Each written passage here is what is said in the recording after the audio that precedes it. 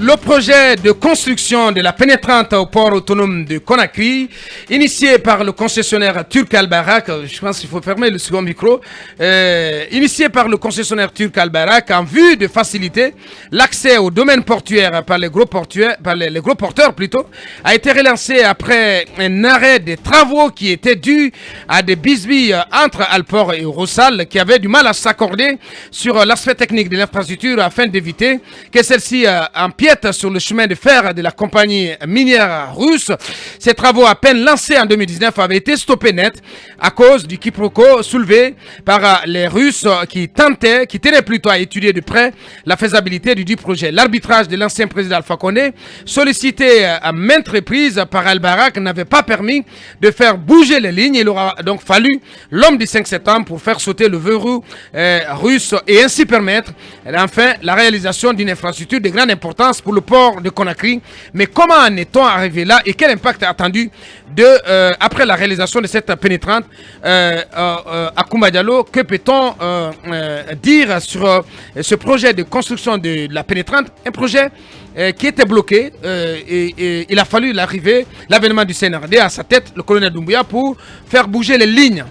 Aboubacar, il faut rappeler que c'est en avril 2019 que le projet de la pénétrante a été conçu suite au constat des énormes difficultés rencontrées par les gros porteurs que vous voyez chaque soir et qui nous causent beaucoup d'accidents pour accéder au port autonome de Conakry, situé, il faut accepter la tautologie, au cœur de la ville.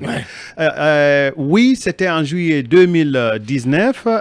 Alpha Condé avait visité cette pénétrante qui fut réalisée à l'aide d'un remblai effectué en 3 mois de travaux inutile pour moi d'ajouter des travaux intenses. Donc, Aboubacar, les bisbilles ont éclaté exactement au mois d'août 2019 avec le blocage des travaux au niveau de la construction du viaduc pour le passage du chemin de fer Roussal, donc CBK, qui est la filiale de Roussal en Guinée, et le passage à niveau après la connexion à l'autoroute de l'autre côté, puisque maintenant vous constaterez que les camions dévient juste après le pont 8 novembre. Alors, la compagnie Roussal avait exigé alors que les documents techniques du projet lui soient remis pour examen, ainsi que la réalisation par Alport d'une voie d'évitement du chemin de fer, ce chemin de fer de 700 mètres et de 500 mètres à chaque point de connexion qui devront désormais lui appartenir, et l'intégration du nouveau viaduc réalisé par Alport dans le patrimoine de Roussal. Retenez bien cela. C'est-à-dire Alport réalise, Roussal exige que ça l'appartienne. Ainsi, en juin 2019, toute la documentation technique fut mise à jour et partagée avec Roussal pour étude, parce que Alport tenait coûte que coûte à réaliser cette pénétrante. Aboubacar, même si en septembre 2019, Roussal avait envoyé une correspondance qui validait le projet conformément aux standards internationaux, tout est resté bloqué sur place.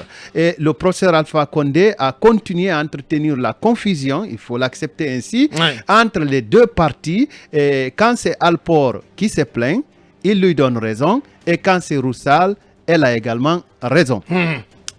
Cela est bien vrai parce que nous avons consulté quelques documents, qu'ils soient des documents écrits ou des vidéos. Alport avait rappelé d'ailleurs aux autorités par la même occasion que la pénétrante était un projet d'intérêt public, donc qui appartient à la Guinée, afin d'éviter les embouteillages à Kaloum et protéger le patrimoine routier de Kaloum, et même éviter les accidents parce que nous perdons beaucoup de nos concitoyens dans les accidents.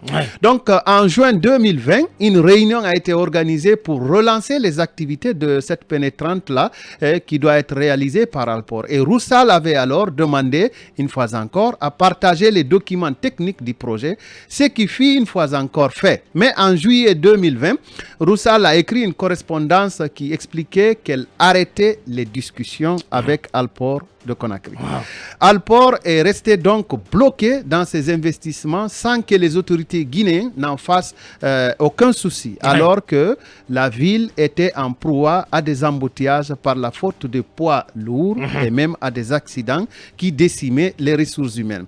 Effectivement, en 2021, l'OPRAC, donc le professeur Alpha Condé, a nommé l'ambassadeur de la Guinée en Russie comme ministre des Transports, ce qui était une lueur d'espoir, mais malheureusement, le montage a accouché d'une souris parce que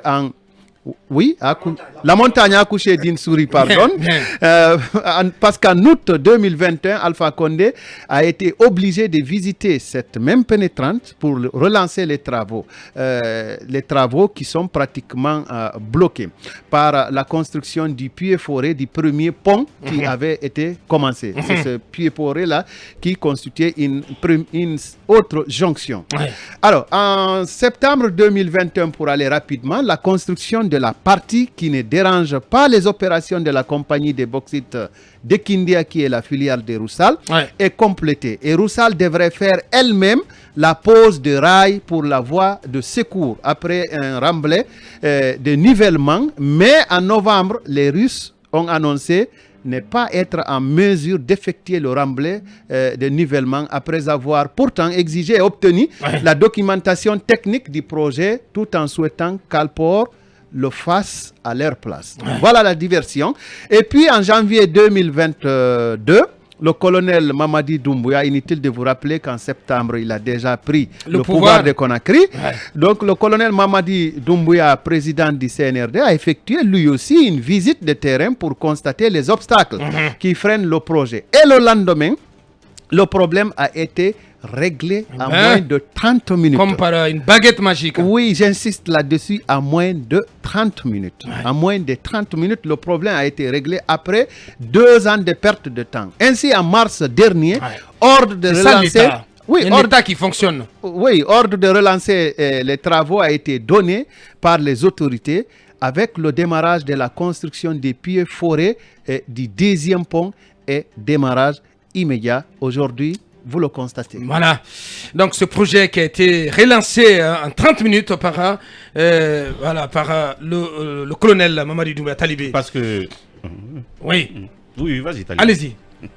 Tu vas dire que j'exagère encore. Je suis pénétré de colère par cette histoire de pénétrante.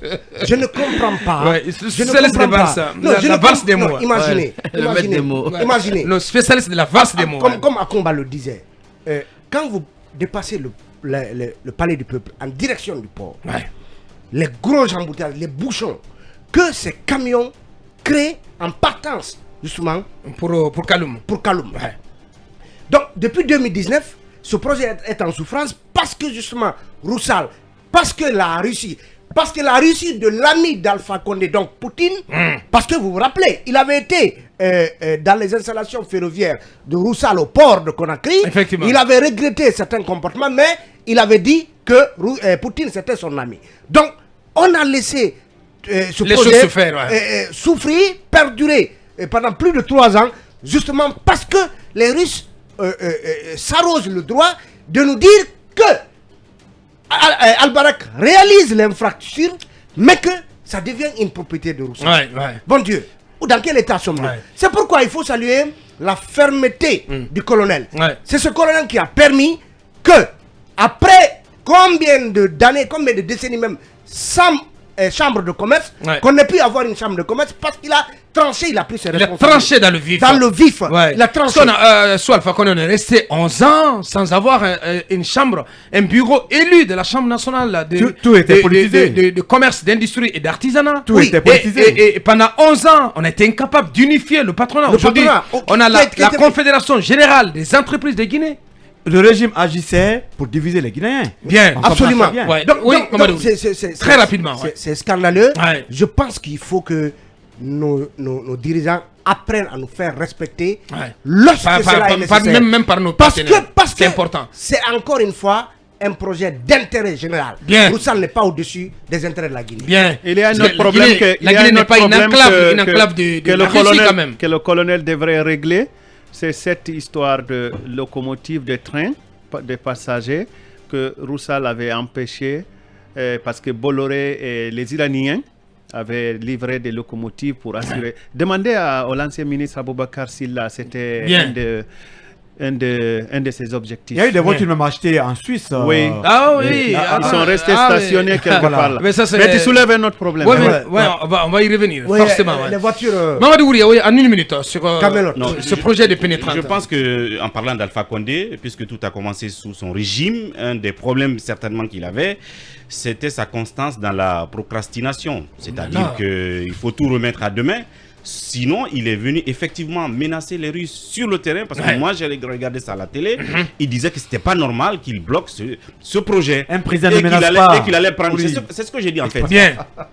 Au lieu d'agir, il a remis ça à demain. Et malheureusement, le problème n'a pas été résolu. Et que Mamadi aujourd'hui passe à l'acte et tranche dans le vif. Je pense que c'est ce qu'on attend de dirigeants, si vous voulez, pragmatiques. Bien. Mamadi, c'est un militaire. Mais il y a un mot à dire Voilà. par rapport aux Russes. Qu'ils soient militaires ou pas, mais l'essentiel c'est que le problème a été réglé. Avec les militaires, Et y a pas de aujourd'hui, protocole. les travaux avancent bien, Mohamed. Et bientôt, cette pénétrante elle sera livrée. L'autre chose. C'est ça, oui, c'est bien ça sûr. un État qui fonctionne. Bien sûr.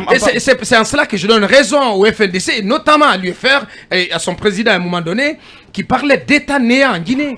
Et on était dans un État c'est vrai. néant. Non, C'est non, ça non, la non. réalité, Non, Mohamed. non, C'est ça la réalité. Je termine. Merci, En Mamadou. parlant de Russal, il faut quand même parler de Russal.